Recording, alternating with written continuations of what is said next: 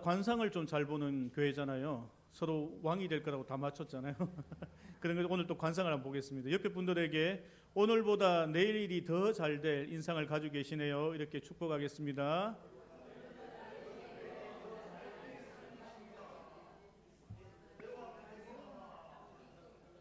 내일이 더 잘 될 줄로 믿습니다.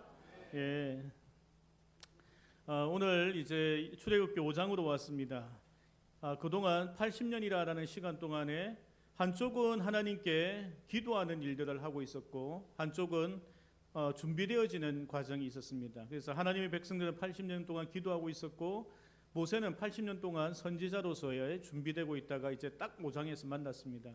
그러면 이제 엄청나게 대단한 일이 일어날 줄 알았는데 서로가 오히려 서로에게 불편한 관계가 되어지게 되었습니다. 제가 이전에도 말씀드렸던 것처럼 출애굽기는 우리가 이 세상 속에서 하나님께서 어떻게 구원하여 하나님의 백성으로 성숙해 가느냐라는 그러한 과정을 그린다라고 하였습니다. 하나님께서는 오늘 5장을 통하여 우리에게 어떤 것을 보여주실지 우리 한 절 한 절 살펴보려고 합니다.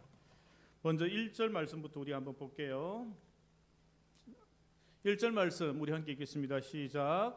그 후에 모세와 아론이 바로에게 가서 이르되 이스라엘의 하나님 여호와께서 이렇게 말씀하시기를 내 백성을 보내라. 그러면 그들이 광야에서 내 앞에 절기를 지킬 것이니라 하셨나이다. 아멘. 여기서 절기는 예배나 제사나 절기를 이야기하는 것인데 하나님께서 이스라엘 백성들을 예배자로 부르셨다라는 것을 1절에서 말씀하고 계시다라는 것입니다. 아직은 가나안 땅으로 간다라는 것이 아니고 사흘 길쯤 가서 절기를 지키는 그 일을 하나님께서 이집트 왕에게 이야기를 하게 됩니다. 하지만 이집트 왕은 그것을 단호하게 거절하게 되죠. 세상과 사단은 우리가 예배를 못 드리게 하는 일들을 한다는 것을 알아야 합니다. 다양한 이유가 생겨납니다. 여기 계신 성도님들은 이것을 다 극복하셨을 거예요. 내가 교회를 가야 될지 말아야 될지를 생각하지 않고 자연스럽게 교회에 오셨을 거라 생각되지만 가나안 성도가 한국 땅에 500만 명이나 존재한다라고 합니다. 엄청 많죠? 그러니까 교회를 다니고 예배를 드리다가 예배를 드리지 않는 일을 하겠다라고 결정하신 분이 무려 500만 명. 뿐만 아니라 교회를 버리고 교회를 떠나고 또한 종교도 아예 버린 사람들이 교회를 다니다가 다른 종교로 갔거나 기독교를 버린 성도도 1000만 명이 된다는 것입니다. 그 사람들도 이러한 예배에 대한 갈등을 하다가 그 예배를 포기하게 되었다는 것을 우리는 알아야 합니다. 이유를 들어보면요, 이유들이 다 맞아요. 어떤 분들은 우리 자녀가 고3이니까 좀 예배 못 드립니다. 누가 우리 가족 중에 아파서 못 드립니다. 교회에 누구 보기 싫어서 못 드립니다. 봉사가 너무 많습니다. 헌금을 드리라 해서 싫습니다. 교회 주차가 불편해요. 계단이 너무 많아요. 다양한 이유들이 있어요.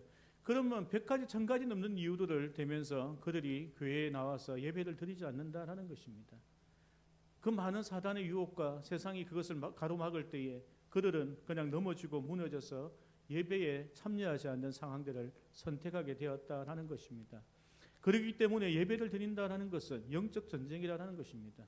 우리가 예배를 드리려고 할 때에 그 영적으로 이것을 막는 세력들이 분명히 존재한다는 것을 여러분 알아야 합니다. 1000가지도 넘는 이유가 있다라는 거예요. 그 이유들 사단이 세상이 우리에게 알려준다는 거예요. 이런 이유 때문에 예배 안 가도 돼. 이런 이유들이 있다는 것입니다. 그런데요, 우리가 영적인 전쟁이라는 이야기를 들을 때에 여기 계신 분들은 별로 은혜가 안 될 수 있습니다.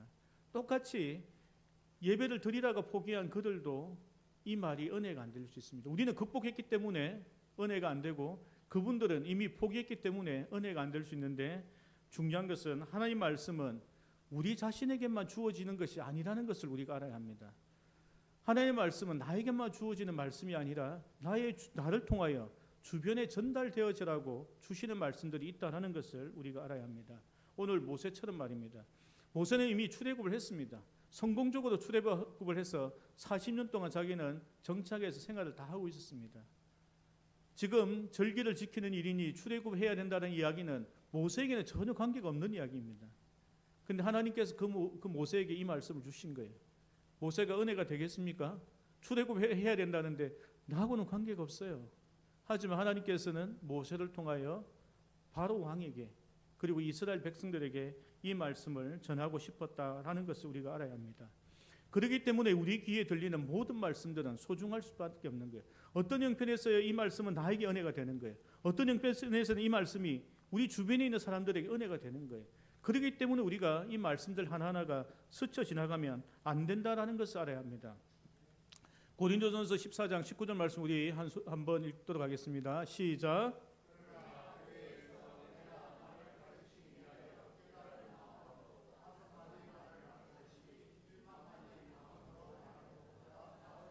아멘. 사도 바울이 고린도 교회의 성도들에게 편지하면서 너희들 방언한다고 자랑하고 영적인 체험했다고 자랑하는데 그렇게 해서 너희가 1만 마리 방언을 하는 것보다 더 나은 것이 5마리로 너희들 성도들을 가르치는 것이라는 거예요. 어떤 자들은 이런 이유 때문에 예배를 못 옵니다. 어떤 자들은 저런 이유 때문에 예배를 못 옵니다. 어떤 자들은 이렇게 낙심합니다. 그런 자들에게 하나님께서 하나님 말씀을 받은 너희가 그것을 나누라는 거예요. 그것이 사도 바울이 말하는 것, 그것이 더 중요하다라는 것입니다. 네가 영적 체험을 받고 뭐 대단한 일을 한 것처럼 이야기하지만 그것보다 더 중요한 것은 너희에게 흘러갔던 그 많은 말씀들이 너희에게서 고이지 말고 주변의 사람들에게 그 말씀을 가르치고 나누라라는 것입니다. 혹시 우리 중에 기도하여 병이 나으신 분들이 있습니까? 할렐루야 하나님께 이렇게 막 할 수 있잖아요. 그러면 그 받은 은혜를 주변 분에게 나누라는 거예요. 아프신 분들에게 간증을 하라는 거예요. 하나님께서 나를 이렇게 낫게 해주셨다. 또 그런 분들 모아서 함께 기도하라는 거예요. 여러분은 기도하여 여러분 자녀가 잘 되었습니까? 그러면은 여러분이 할렐루야 하나님 감사합니다. 자녀 잘 되게 감사합니다. 여기서 멈추면 안 된다는 거예요. 그 은혜가 옆으로 흘러가라는 거예요. 자녀 때문에 고민하시는 분들, 자녀 때문에 기도하시는 분들, 자녀 때문에 속 썩고 있는 분들에게 그런 것들을 나누면서 그들도 그 내가 누렸던 은혜들을 같이 누리게 하라는 거예요. 그것을 하나님께서 우리에게 말씀하고 계시다라는 것입니다. 모세는 이미 이 문제가 해결됐어요. 자기는 언제든지 나가서 예배 드리고 절기 지킬 수 있습니다. 출애굽은 자기 인생에 아무 필요 없습니다. 무려 40년이나 지나갔던 그 일을 두고 하나님께서 다시 부르셨다는 거예요. 그것을 모세가 듣고 다시 나아가서 이스라엘 백성들과 바로 왕에게 그 말씀을 전했다라는 것입니다. 그것이 우리가 배워야 될 교훈 중에 하나라는 것입니다. 또한 오늘 1절 말씀에 보면 이제 절기라라는 단어가 나옵니다. 제가 좀 건방지게 영어로 적었습니다. feast라는 단어로 적어졌는데 절기는 이제 제사나 예배라는 이야기로 이제 사용되어집니다. 근데 이 이제 절기라라는 단어가 영어로 보면은 이제 feast, 이제 여기에서 파생된 단어가 있는데 그게 페스티벌이라는 단어입니다. 페스티벌 아시죠? 예, 축제 잔치란 말입니다. 그래서 이 페스티벌 피스트가 성경에 또 어디에 써 있는가 하면은 혼인 잔치할 때 그 잔치라는 단어에 써 있는 거예요. 혼인 잔치를 할 때에 그 잔치라는 단어에 이제 이 절기라는 단어, 피스트라는 단어를 쓴다라는 것입니다. 여러분 우리가 혼인이라고 생각할 때에 결혼 예식이 있잖아요. 그럼 결혼 예식이라면 우리가 참여해서 어떻게 합니까? 신랑 입장, 신부도 입장, 그리고 주례사 듣고 서로 인사하고 반지 교환하고 뭐 이런 일들 하는 거잖아요. 근데 혼인 잔치라고 생각하면 어떻습니까? 여러분 칠순 잔치, 뭐 팔순 잔치 해보셨는지 모르겠는데, 혹은 참여하셨는지 모르겠는데, 우리 칠순 잔치, 팔순 잔치 하면 어떻게 합니까? 뭐 가수도 부르고, 어떤 분은 가수도 부르고, 친척들 다 불러서 막 춤도 추고 노래도 부르고 기쁨과 즐거움이 있잖아요. 하나님께서 말씀하시는 혼인 잔치라는 그런 거예요. 그 잔치라는 단어는 기쁨과 즐거움이 있는 것을 잔치라는 거예요. 하나님께서 예배를 엄숙하게 경건하게 드리는 건 맞지만 그 속에는 하나님께서 기쁨과 즐거움을 있기를 원하신다라는 것입니다. 구원의 기쁨이 있습니다. 예수님을 만나서 좋고요. 하나님 말씀 듣고 찬양해서 좋고요. 성도들 얼굴 보니까 좋고 나만의 고민들을 하나님께 기도할 수 있어 좋은 거예요. 점심도 같이 먹으니까 좋은 거고요. 그런 것들이 이제 기쁨인 거예요. 아이들 웃음소리에 아이들이 같이 찬양하는 것, 그것들이 우리에게 다 기쁨이고 즐거운 것이라는 거예요.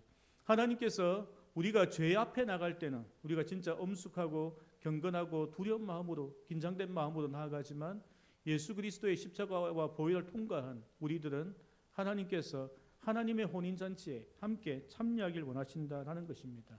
그래서 하나님께서 이 절기라라는 단어를 우리에게 주시면서 이것은 축제다, 우리에게 잔치다, 너희들은 잔치다. 이 세상에서 노예처럼 살아가고 있는 그 이스라엘 백성들에게 너희가 절기를 지키라, 축제를 주겠다고 이야기하신 것은 그들에게는 복음이었다라는 것을 우리는 생각해야 한다라는 것입니다. 하나님께서 이 세상에 살아가는 우리 많은 하나님의 백성들에게도 동일하게 요청하시는 것입니다. 짐을 지고 와서 내려놓으라는 것.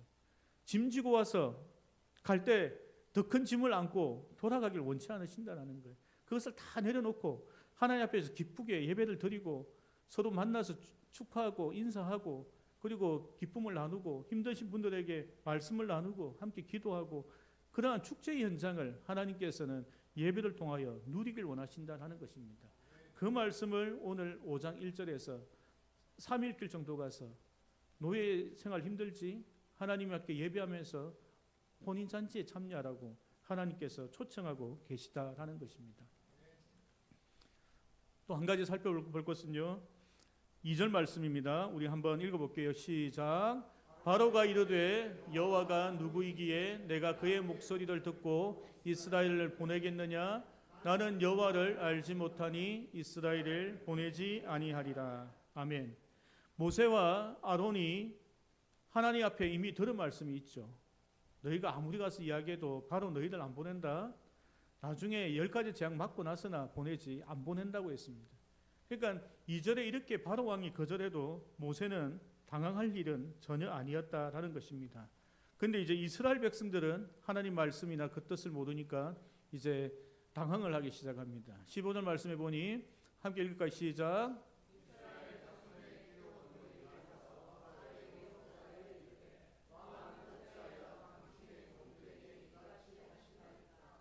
아멘. 기록원이라 하는 것은 이제 이집트 사람들이 이스라엘 사람들을 지배하기 위하여 이제 일제시대 이제 뭐 순사라든지 총독부 같은 것을 이제 세워서 보낸 거예요.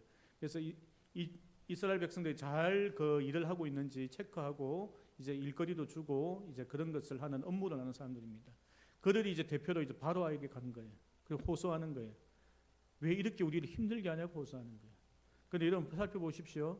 이전에 이스라엘 백성들은 누구에게 호소하였습니까? 하나님 앞에 부르짖었어요. 그런데 오늘 5장을 보니까 바로 왕에게 호소하는 거예요. 자기 인생이 하나님께 기도하고 예배하고 하다가 조금 힘들어졌다고 세상에 간 거예요. 그리고 세상에 가서 호소하는 거예요. 나를 좀 도와달라고 이야기하는 것입니다. 그러한 일을 지금 이스라엘 백성들이 하고 있는 것입니다. 그들은 이렇게만 한 것이 아니고요. 20절과 21절 말씀에 보면 그들이 바로를 떠나 나올 때에 모세와 아론이 길에 서 있는 것을 보고 그들에게 이르되 너희가 우리를 바로의 눈과 그의 신하의 눈에 미운 것이 되게 하고 그들의 손에 칼을 주어 우리를 죽이게 하는도다. 여호와는 너희를 살피고 판단하시기를 원하노라. 아멘.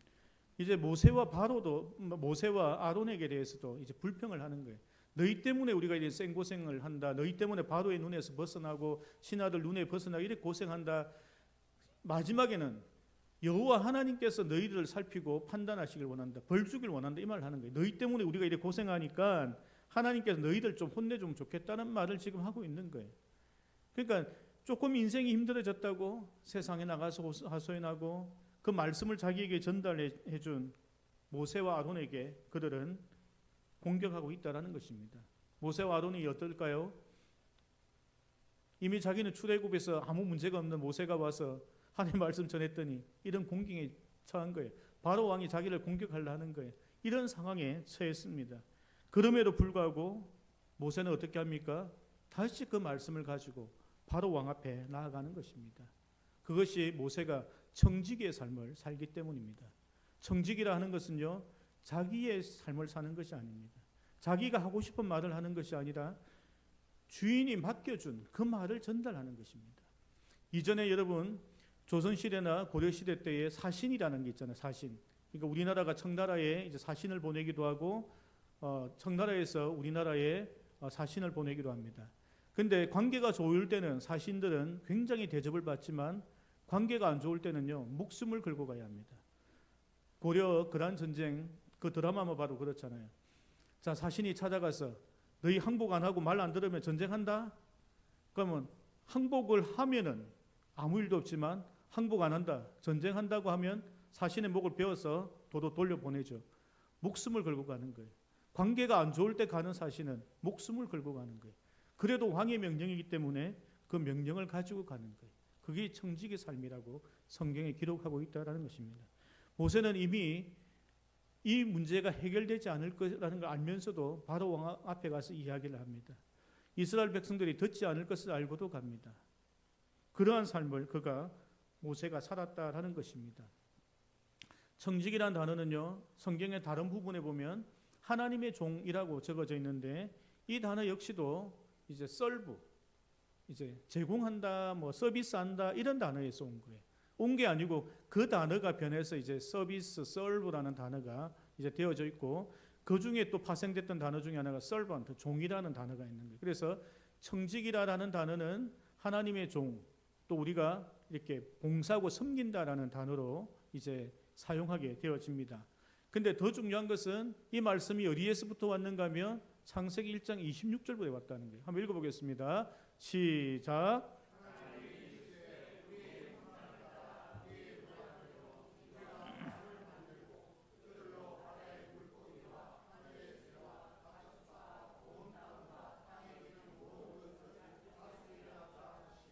아멘. 이 serve라는 단어는 다스리게 하자라는 그 다스리라라는 단어에서 온 거예요. 그 다스리라라는 단어의 의미는 뭔가 하면은 하나님께서 만드신 이 세상을 아담과 하와가 하나님의 뜻대로 잘 돌본다라는 뜻인 거예요. 그래서 우리가 이 청직이라는 단어는 잘 돌본다라는 뜻도 있지만 구제한다, 봉사한다라는 그 단어보다 훨씬 더 넘어 쓰는 거예요. 왜냐하면 하나님의 법으로 다스리기 때문입니다. 하나님, 또 동물들이 하나님의 법에 맞지 않게 살아가면 그들이 하나님의 법대로 살아가게 하라라고 이 단어를 주신 거예요. 그러니까 우리가 청지기의 삶을 산다는 것은 하나님의 말씀대로 세상 사람들이 살아갈 수 있도록 돕는 역할을 하는 것이 청지기라는 거예요. 저희 교회가 섬기는 사람들 교회잖아요. 여기서 섬긴다는 단어가 그거라는 거예요. 청지기의 삶을 사는 사람들 맞습니까? 그건 거예요. 거기에 더 숨어있는 더 큰 뜻은 뭔가 하면 하나님의 법을 이 땅에 선포하고 세상 사람들이 하나님의 법대로 말씀대로 살아가게 만드는 그 일을 하는 것이 다스린다라는 의미라는 거예요. 청지기의 삶이라는 것입니다. 우리 교회가 이름이 어마어마한 거예요. 옆에 있는 저런 교회들 이름하고 비교가 안 되는 거예요. 어마어마한 교회 이름을 가지고 있는 이 세상을 하나님의 말씀으로 다스리고 그들을 인도하고자 하는 것이 우리 교회 섬긴다라는 그 말씀이 가지고 있는 청지기의 삶, 하나님의 종이라는 그 말씀 속에 들어져 있었다라는 것입니다. 모세와 아론은 듣지 않을 줄 알고 바로 왕 앞에 나아가 말씀을 선포합니다. 하나님의 뜻은 이들이 나와서 하나님께 예배드리는 것이다. 듣지 않아도 그 말씀을 전하는 거예요. 그것이 청지기의 삶인 것입니다.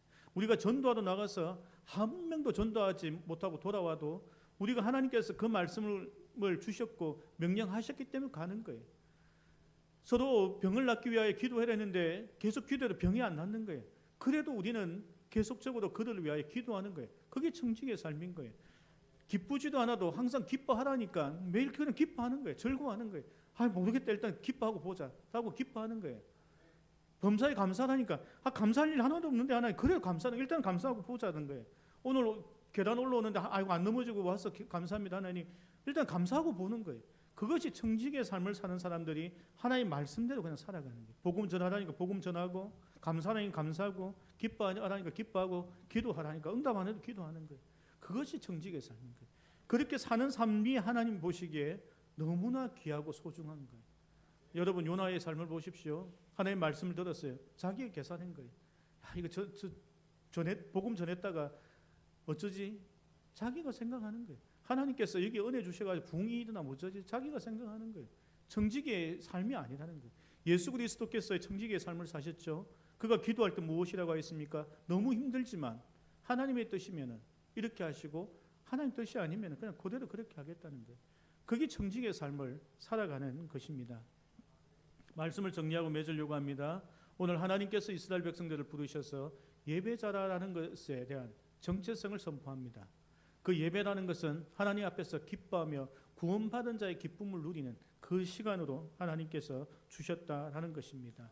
그 자리에 섰던 모세와 아론은 바로 왕 앞에 서는 것이 쉬운 일은 아니지만, 자기하고 관련 없는 일이지만 자기를 위하여 그 자리에 서지 않고 이스라엘 백성을 위하여, 하나님의 나라를 위하여 그 자리에 서서 하나님의 말씀을 선포했던 청지기의 삶을 살았던 것을 봅니다. 우리 교회가 그런 교회 되길 원합니다. 세상이 다 조롱하더라도 하나님께서 하라 하시니까 그 일들을 묵묵히 하는 교회가 되길 소망합니다. 하나님께서 복음을 전하라니까 그렇게 하고, 기도하라니까 그렇게 하고, 기뻐하라니까 그렇게 기뻐하는 그런 교회, 그런 신앙인들 되기를 하나님의 이름으로 축복합니다. 우리 함께 기도하겠습니다.